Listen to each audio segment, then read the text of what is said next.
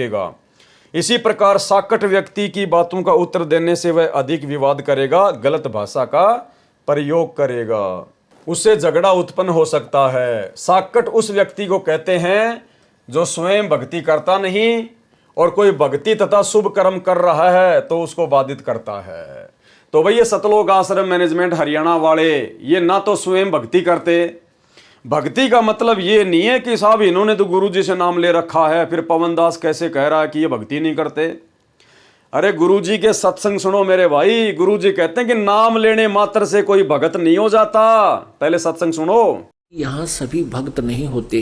भक्त का मतलब ये नहीं है कि उन्हें नाम ना ले रखा होता, नाम ले लेने मात्र से भक्त नहीं बनता।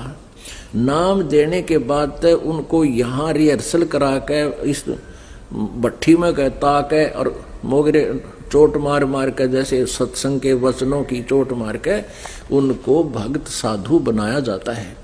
तो जो भक्त हैं, कोई नया भी आता है पुराना भी आता है, तो नए भक्त अवश्य है लेकिन उनमें साधुता भी नहीं आई है, तो उनसे मनमुटाव करके और यहाँ से दूर हो जाना समझदारी नहीं होती।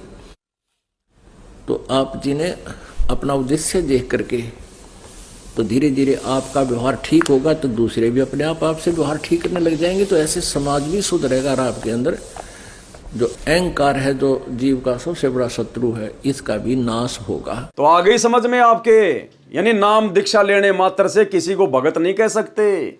भगत उस समय बनता है जब गुरुजी की प्रत्येक आज्ञा का पालन करता है, गुरुजी की शिक्षाओं पर चलता है, सत्संगों को वाणियों को अपने जीवन में ढालता है, उसको कहते हैं भगत। तो सतलोक आश्रम मैनेजमेंट हरियाणा गुरुदेव के इस सत्संग आधार से नाम उपदेश लेकर भी साकट की श्रेणी में है, क्योंकि ये स्वयं भक्ति नहीं करते, ये बकवाद करते हैं। कभी राजनीति करना, कभी आरक्षणबाजी करना, कभी गुंडों की सीबीआई जांच, कभी धनाना में स्टेडियम बनाना, कभी आश्रम में हॉस्पिटल का काम शुरू करना, भक्तों का देह दान, रक्तदान, यानी सारे उल्टे काम, साकट कर्म ये लोग गुरुजी के सत्संगों के विरुद्ध सारे कर्म कर रहे हैं। तो ना तो ये खुद भक्ति करते और ना बेचारी संगत को भक्ति करने देते, क्योंकि जैसा आचरण वो कर रहे हैं संगत भी वैसा ही कर रही है।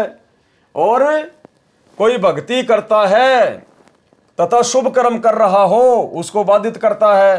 तो साध संगति से जुड़े हुए भाई बहन शुभ कर्म करते हैं, समागम करके साध संगतियों में अपने गुरुजी को भोग लगाना, गुरुजी की महिमा करना, ज्ञान चर्चा करना, भाई बहनों को पूरी पूरी रात ज्ञान आधार से समझाना। तो हम जब शुभ कर्म करते हैं तो उसमें ये लोग बाधा उत्पन्न करते हैं। प्रत्यक्ष प्रमाण है भाई और बहनों, समझ जाना। यहां गुरुदेव भगवान ने साकट किसके लिए कहा है? अपने परिवार के लिए, सतलोक आश्रम मैनेजमेंट हरियाणा के लिए। भाई जो गुरु बचन पे डट गे, कट गे फंद 84 के, कट गे फंद 84 के, कट गे फंद 84 के।